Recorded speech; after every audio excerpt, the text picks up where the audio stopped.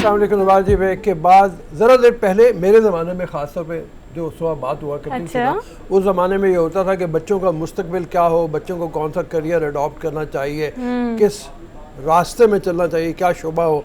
तो लोग बात करते थे जी एक मेडिकल डॉक्टर बन जाए, एक इंजीनियर हो जाए, बहुत हो तो CSS कर लिया, बस। बहुत से और रास्ते थे जिनका नहीं पता था, वो अब आहिस्ता आहिस्ता खुल रहे हैं। तो उन्हीं में से कुछ रास्ते ऐसे हैं जिनके बारे में अयाज मुस्तफ़ा साहब इंचार्ज हैं, ये ICMA के लाहौर में, ये बताएंगे अब बच्चे जो हैं अपने करियर के इंतखाब के लिए, अपने तालीम के जो शुरू से ही कौन सा रास्ता अडॉप्ट करें, किस रास्ते पे चलें जो उनके लिए बेहतरीन साबित होगा। तो यार साहब अस्सलाम वालेकुम। वालेकुम अस्सलाम सर। ज़रा बच्चों को गाइड कीजिए, अब दाखिला भी ले रहे होंगे, पढ़ना भी चाह रहे होंगे, आपका तो अकाउंटेंसी से ताल्लुक़ है, और मैं ये जानता हूँ कि अगर कोई अब आजकल के दौर में एक्चुअली बन जाए या मतलब वो जो इस शोबे में भी अपना बेहतरी पैदा करे, तो वो डॉक्टर इंजीनियर से ज़्यादा पैसे कमा सकता है। जी सर, बिल्कुल ऐसे ही है कि आपका दौर तो आपने बताया, इवन जब मेरा दौर था तो उस वक्त भी ऐसे ही समझा जाता था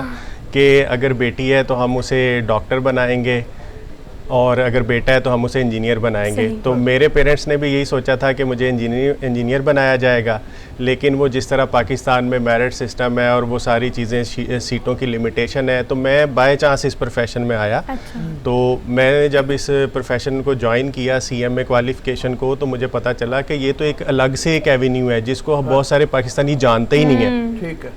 तो मैं बेसिकली एक लाहौर से बाहर सांगला से ताल्लुक़ है मेरा, तो वहाँ तो बिल्कुल ही लोगों को आइडिया ही नहीं था कि ये भी एक फ़ील्ड हो सकता है।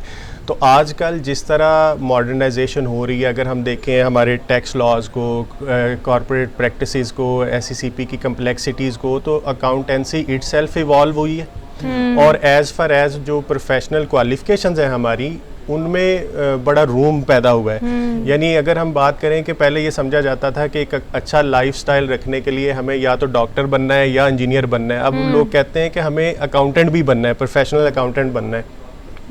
तो CMA एक ऐसा प्लेटफॉर्म है कि आप एक प्रोफेशनल कैरियर का आगाज़ कर सकते हैं, प्रोफेशनल अकाउंटेंसी में आ सकते हैं। तो ये इस चीज़ को ज़रूर एक्सप्लोर करना चाहिए, क्योंकि हमारे यहाँ कैरियर काउंसलिंग के हवाले से उतनी अवेयरनेस पेरेंट्स में या टीचर्स में नहीं पाई जा रही, जिसमें हम लैग कर रहे हैं कि हम उसी डगर पे चल पड़ते हैं जिस पे हमारे कोई ख़ानदान में ऑलरेडी कोई सक्सेस स्टोरी है। और हमें पता है कि अल्लाह पाक ने हमें कोई भी दो इंसान एक जैसे नहीं बनाए, तो ज़रूरी नहीं है कि मेरे ख़ानदान में अगर एक इंजीनियर सक्सेसफुल था तो मैं भी एक इंजीनियर बन के सक्सेसफुल हूँ।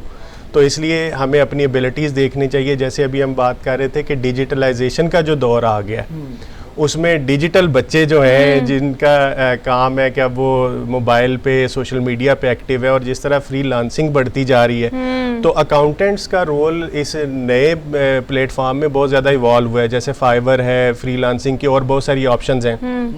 तो हमारा ऐसा प्रोफेशन है कि जो इंटरनेशनली रिकग्नाइज्ड है, इंटरनेशनल सिलेबस है, इंटरनेशनल फेडरेशन ऑफ अकाउंटेंट्स की हम फाउंडिंग मेंबर्स में से हैं, हमारा सिलेबस सारा वही होता है। तो बीइंग अ प्रोफेशनल अकाउंटेंट, हम जब इस क्वालिफिकेशन को हासिल करते हैं तो उससे हम इस काबिल हो जाते हैं कि हम पूरी दुनिया की जो अकाउंटेंसी की, फाइनेंस प्रोफेशन की जो फ्रीलांसिंग सर्विसेज हैं, वो एक बहुत बड़ा प्लेटफॉर्म है। ठीक, अब फरमाइए। दो सवाल इसमें पैदा होते हैं। एक तो ये है कि क्या हमारे यहाँ पाकिस्तान में इतनी गुंजाइश है कि बेशुमार इंस्टीट्यूट आ गए हैं जो अकाउंटेंसी की तरबियत दे रहे हैं कि उन बच्चे खप सकें। और दूसरी बात यह है कि अब मौजूदा दौर में, मॉडर्न दुनिया में, जैसे आपने फरमाया अभी थोड़ी देर पहले कि डिजिटल दुनिया है, इसमें इसके साथ अपने आप को वाबस्ता रख के अकाउंटेंसी के साथ कितना बेहतर किया जा सकता है और कितना बेहतर अर्निंग हो सकती है। बच्चों की जो होती है ना, अर्निंग कितनी हो सकती है।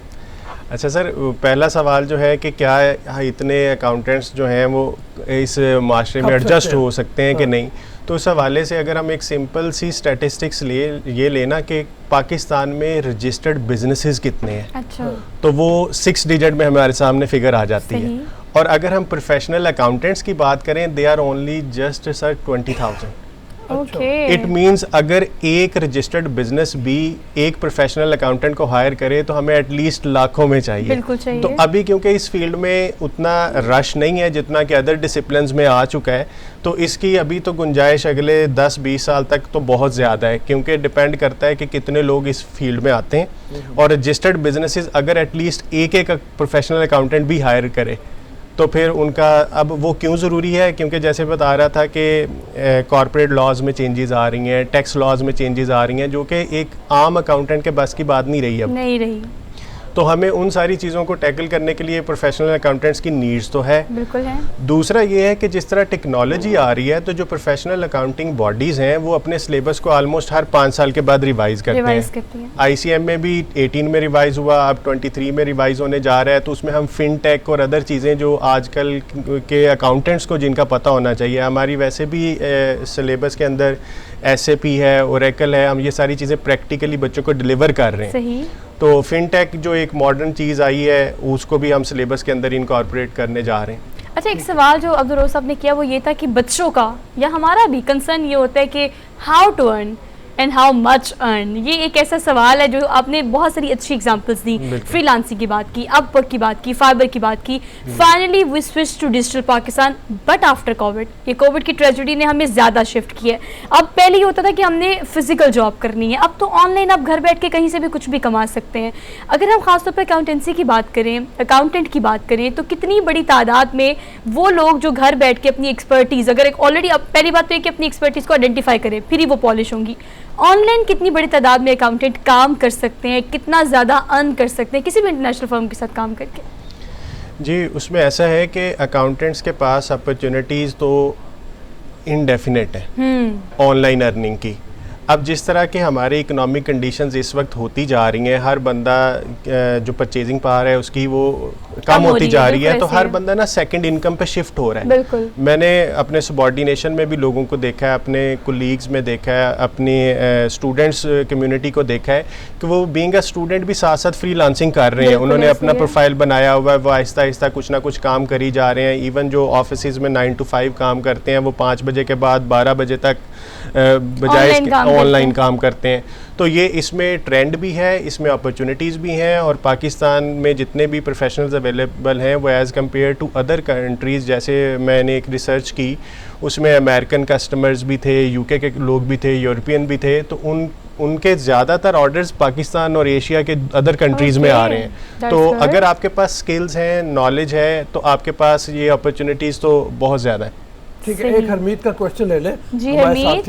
अच्छा अयाज, हाँ जी, मैं बड़ी ज़बरदस्त किस्म की गुफ्तगू मुस्तफ़ा साहब, अयाज मुस्तफ़ा साहब कर रहे हैं, तो बड़े गौर से सुन रहा था। अच्छा सर, हम जिस तरह स्टार्ट में रऊफ साहब ने फरमाया कि भाई हमारे दौर में ऐसा होता था कि 2 फील्ड थी, फिर आपने ये भी कहा कि भाई डिजिटल दौर आ गया, बच्चे डिजिटल हो गए, लेकिन आज भी कहीं ना कहीं हम देखते हैं कि शहरों के अलावा, शहरों में कुछ लोग तो है वो डिसीजन जो है बच्चों को दे ही देते कि आपने जो फैसला करना है, लेकिन आज भी हम देखते हैं कि कहीं ना कहीं सोच वही अटकी हुई है। मेरे अपने रिश्तेदारों में ऐसा था कि एक बच्चे ने बनना था, वो किसी और साइड में जाना चाह रहा था, लेकिन फैमिली ने, उनके वालिद साहब ने कहा नहीं डॉक्टर बनना है। वो बच्चा डॉक्टर बना, लेकिन उसकी सक्सेस किसी और जगह ज़्यादा हुई जहां वो चाह रहे थे।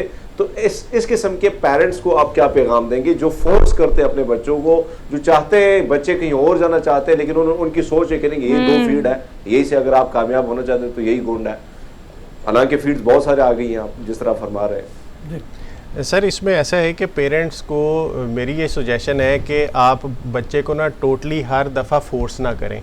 आपका बच्चा जब आपने उसे ग्रूम किया है, मैट्रिक तक पढ़ाया, फिर इंटरमीडिएट तक पढ़ाया, तो आपको भी पता चल गया कि अगर आप बच्चे को फ्रीडम देते हैं तो उसका डिसीजन कैसा होता है। हमारे यहाँ होता ये है कि हम बच्चे को ना इनिशियल स्टेज पे फ्रीडम देते नहीं हैं, हम हमेशा से उस पर फोर्स किए रखते हैं और हम ये समझते हैं कि मेरा फ़ैसला ही सही होगा। तो हमें ये चाहिए कि इनिशियल स्टेजेस पे बच्चे को छोटे छोटे फ़ैसले खुद करने दें। मसलन वो मैट्रिक लेवल पे आकर ये डिसाइड करता है कि मैं कंप्यूटर साइंसेज में जाऊँ या मैं बायो पढ़ूँ, क्या करूँ, तो आप वहाँ पर उसको एक फ़्रीडम दें कि ठीक है, तुम्हारा अगर इंटरेस्ट कंप्यूटर साइंसेज में है तो तुम जाओ। आपको पता चल गया कि मैट्रिक में इसने अपनी मर्ज़ी से डिसीजन लिया था और इसने क्या आउटपुट दिया है। फिर आप अगर FSC लेवल पे फिर उसे कहें, अगर खुदा न खास्ता उसका डिसीजन सही नहीं है, उसने अच्छा परफॉर्म नहीं किया, अब आप कहें कि बेटा मैंने पहले तुम्हारी बात मानी थी और अब इस स्टेज पे आके ना तुम मेरी बात मान लो, उसमें क्या होगा कि उस बच्चे में भी वो कॉन्फ्लिक्ट अराइज नहीं होगा, वो भी कहेगा कि हाँ ठीक है ये भी सही चांस तो मिला था ना, हाँ जी, चांस तो मिला था, चांस भी देना चाहिए। और पेरेंट्स के लिए जो आपकी सजेशन है, मैं इसी बात को सेकंड करके कंक्लूड करूंगी कि लेट देम डू वाली पॉलिसी जरा